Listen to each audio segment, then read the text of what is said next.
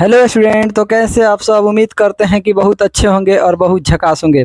तो ध्यान दीजिएगा, जो आज का क्लास है बहुत ज़्यादा इंपॉर्टेंट है। ध्यान दीजिएगा, ये क्वेश्चन जो है बिहार बोर्ड के एग्जाम में आने का पूरा पूरा चांस है। देखिए दोस्तों, आप लोग तो पूरा वीडियो देखते हैं नहीं।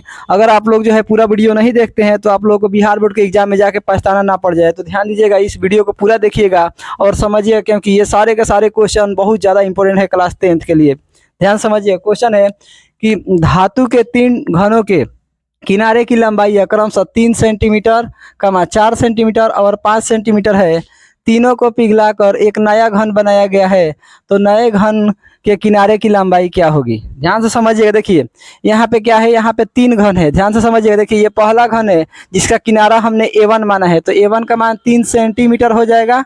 फिर यहाँ पे ये दूसरा घन है जिसका किनारा हमने A2 माना है, ये A2 का मान जो है 4 सेंटीमीटर है, तो 4 सेंटीमीटर लिख लेंगे। फिर यहाँ पे ध्यान दीजिएगा, देखिए यहाँ पे ये जो है ये तीसरा घन है जिसका किनारा क्या है 5 सेंटीमीटर है, तो इसको जो है हम 5 सेंटीमीटर लिख लेंगे। अब यहाँ से ध्यान से समझिएगा। देखिए अब यहाँ पे क्या है कि ये तीनों घनों को पिघला के एक जो है नया घन बनाया जा रहा है, तो इसका किनारा हमको ज्ञात करना है।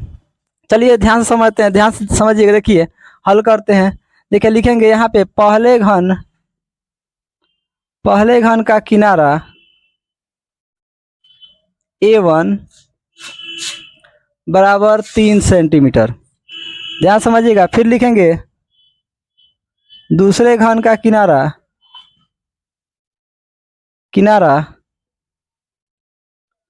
A2 बराबर 4 सेंटीमीटर। फिर लिखेंगे तीसरे घन का किनारा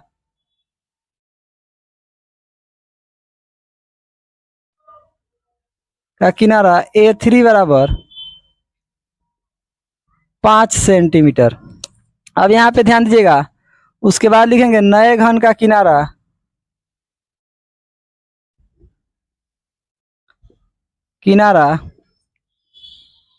A इक्वल टू वाट, क्योंकि हमको जो है नए घन का किनारा ज्ञात करना है। अब यहाँ पे ध्यान से समझिएगा।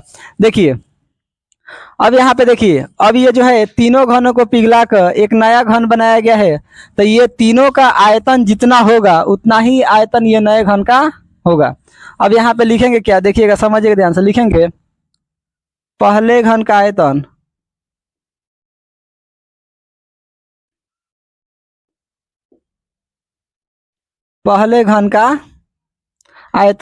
प्लस दूसरे घन का आयतन प्लस तीसरे घन का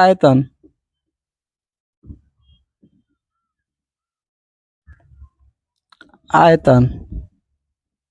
ध्यान दीजिएगा, पहले घन का आयतन प्लस दूसरे घन का आयतन प्लस तीसरे घन का आयतन बराबर होगा नए घन का आयतन।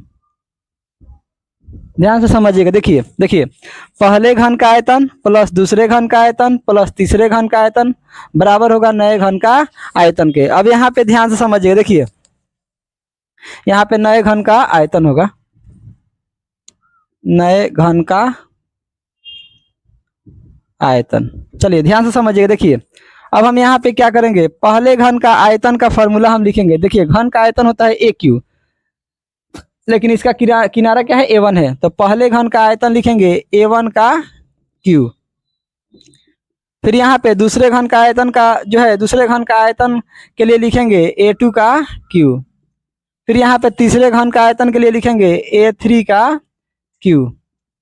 अब यहाँ पे देखिए नए घन का आयतन है, तो नए घन का किनारा हम A माने हैं, तो लिखेंगे A का Q।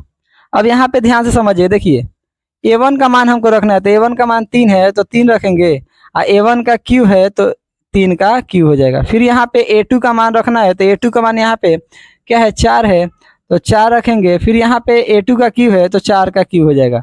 फिर यहाँ पे A3 का मान रखना है, तो A3 का मान 5 है तो 5 रखेंगे, और फिर यहाँ पे A3 का Q है तो 5 का Q हो जाएगा बराबर यहाँ A का Q है, तो यहाँ पे लिख लेंगे AQ। अब यहाँ पे ध्यान समझिएगा। देखिए यहाँ पे देखिए 3 का Q करेंगे, तो यहाँ पे समझ लीजिए 3 3 का 9 और 9 3 27। ध्यान समझिएगा, यहाँ पे क्या हो जाएगा 3 गुणे 3 गुणे 3, तो 3 3 का 9 9 3 27, यानी कहने का मतलब 3 का क्यू कितना हो जाएगा 27 हो जाएगा। फिर यहाँ पे ध्यान समझिएगा, यहाँ पे 4 का क्यू करेंगे तो 4 गुणे 4 गुणे 4 हो जाएगा, तो 4 चौका 16, 16 चौका 64 हो जाएगा। तो यहाँ पे क्या लिख देंगे 64।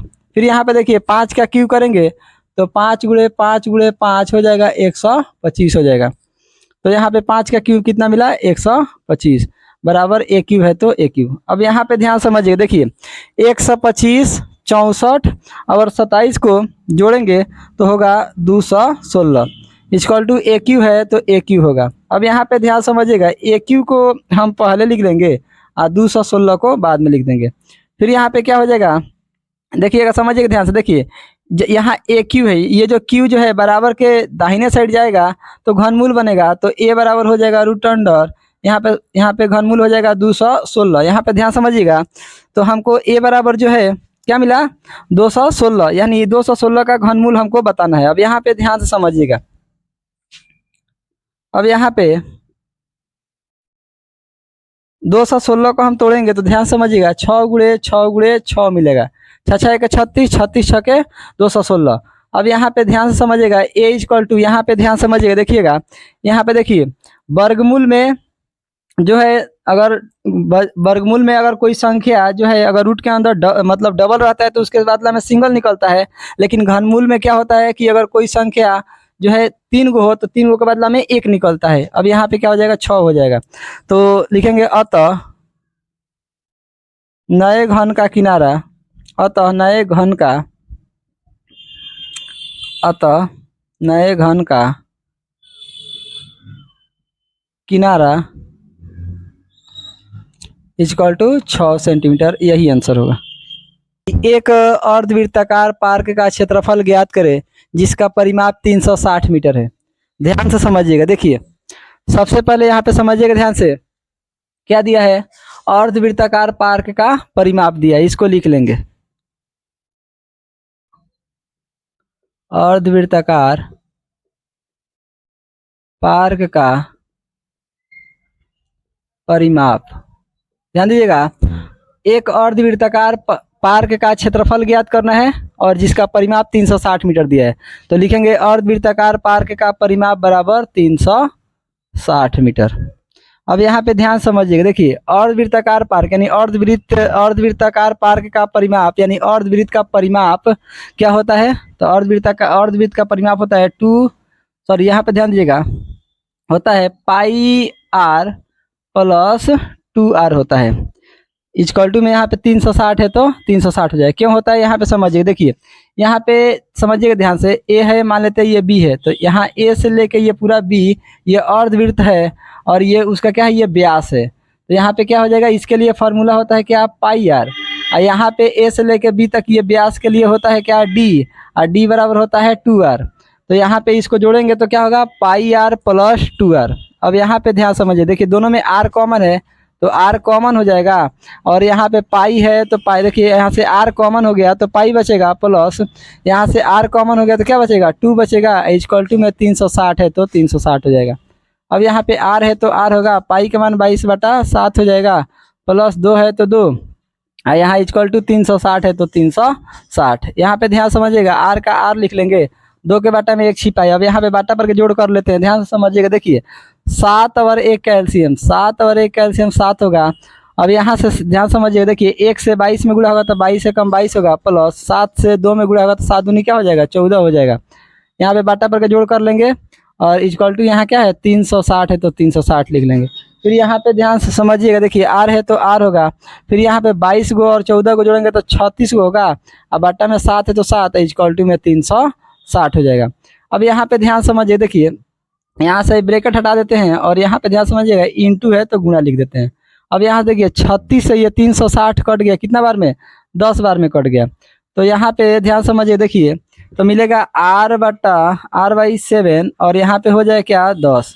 अब यहाँ पे ध्यान समझिए, देखिए r है तो r हो जाएगा, 10 है तो 10 होगा, यहाँ 7 भाग कर है बराबर के दाहिने साइड जाएगा तो गुणा करेगा, तो इसलिए r बराबर मिलेगा 10 × 7 70, यहाँ पे ध्यान दीजिएगा, ये जो त्रिज्या मिलेगा वो क्या मिलेगा, 70 मीटर मिलेगा। आर का मान क्या मिलेगा, 70 मीटर मिलेगा। अब यहाँ पे बोल रहे हैं अर्धवृत्ताकार पार्क का क्षेत्रफल, निकाल लेंगे इसको। अर्धवृत्ताकार पार्क का क्षेत्रफल, तो इसके लिए फॉर्मूला होगा 1/2 गुणे पाई आर स्क्वायर। ध्यान दीजिएगा, पूरे वृत्त का क्षेत्रफल होता है पाई आर स्क्वायर और अर्धवृत्त का होगा 1/2 गुणे पाई आर स्क्वायर। अब यहाँ देखिए 1/2 है तो 1/2 होगा, पाई का मान 22/7 हो जाएगा और आर का मान रखना है। तो आर का मान अभी हम निकाले हैं 70, तो आर का मान रखेंगे 70 और आर का स्क्वायर तो 70 का स्क्वायर हो जाएगा 1/2 गुणे 22/7 और 70 का स्क्वायर हो जाएगा 70 गुणे 70। अब यहाँ पे देखिएगा 7 से ये 70 कट गया 10 बार में, 7 दहिया 70। और यहाँ पे ध्यान समझिएगा 2 से ये 22 कट गया 11 बार में। अब इसको गुणा कर लेते हैं, ध्यान समझिए। देखिए यहाँ पे देखिए 11 से 70 में गुणा होगा और फिर क्या होगा 10 में गुणा होगा। तो ध्यान समझिएगा ये हो जाएगा 11 सते 77। ध्यान समझिएगा 11 सते 77, यहाँ पे एक जीरो मिल रहा है और एक यहाँ पे जीरो मिल रहा है, तो यहाँ पे हो जाएगा कितना 7700 मीटर स्क्वायर, यही हमारा आंसर होगा। चलिए ध्यान दीजिएगा 3 नंबर क्वेश्चन को समझते हैं। एक तार जो वृत्ताकार है की त्रिज्या 42 सेंटीमीटर है, इसे मोड़कर एक वर्ग बनाया जाता है, तो वर्ग की भुजा की लंबाई ज्ञात करें। यहाँ पे ध्यान दीजिएगा, देखिए यह क्या है, एक वृत्त है और इस वृत्त की जो त्रिज्या है वो 42 सेंटीमीटर है। अब यहाँ पे ध्यान दीजिएगा, देखिए ये जो वृत्ताकार तार है, यह जो वृत्ताकार तार को मोड़ के एक वर्ग बनाया गया है और इस वर्ग की हमको भुजा की लंबाई ज्ञात करना है। तो ध्यान दीजिएगा, लिखेंगे क्या, लिखेंगे त्रिज्या आर बराबर 42 सेंटीमीटर लिख लेंगे। अब यहाँ पे ध्यान समझिए, देखिए लिखेंगे कि वर्ग का परिमाप बराबर होगा वृत्त की परिधि। यहाँ पे ध्यान दीजिएगा, समझिएगा ध्यान से, देखिए क्योंकि यहाँ पे समझिएगा, देखिए जो वृत्त का जो परिमाप होगा वो जो होगा वर्ग के परिमाप के बराबर होगा, यानी जो वृत्त की परिधि होगा वो क्या होगा, वर्ग के परिमाप के बराबर होगा, क्योंकि वृत्ताकार तार को ही मोड़ के वर्ग बनाया गया है। तो अब यहाँ पे ध्यान दीजिएगा, वर्ग का परिमाप क्या होता है, 4 गुणे भुजा या 4 गुणे ए होता है। यहाँ पे देखिए वृत्त की परिधि होता है 2 पाई आर, तो यहाँ पे 4 गुणे ए है तो 4 गुणे ए होगा, यहाँ पे 2 है तो 2 होगा, पाई के मान 22/7 रखेंगे और आर के मान 42 दिया है तो क्या होगा 42 रख देंगे। अब यहाँ पे ध्यान समझिए, देखिए ये कट जाएगा 42, 7 छक 42 होगा। यहाँ पे देखिएगा यह जो है 4 यहाँ गुणा कर रहा है, बराबर के दाहिने साइड जाएगा तो भाग करेगा, तो ए बराबर क्या मिलेगा 2 गुणे 22 गुणे 6 और यहाँ पे 4 गुणा कर रहा है, बराबर के दाहिने साइड जाएगा तो भाग करेगा। अब यहाँ पे देखिए 2 से ये 4 कट जाएगा 2 बार में और 2 से ये जो है 6 कट जाएगा 3 बार में, 2 तिहाई 6।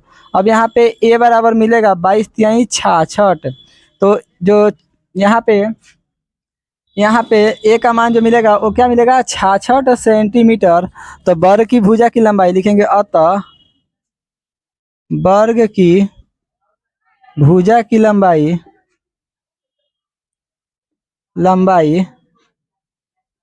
अतः वर्ग की भुजा की लंबाई बराबर 66 सेंटीमीटर आंसर।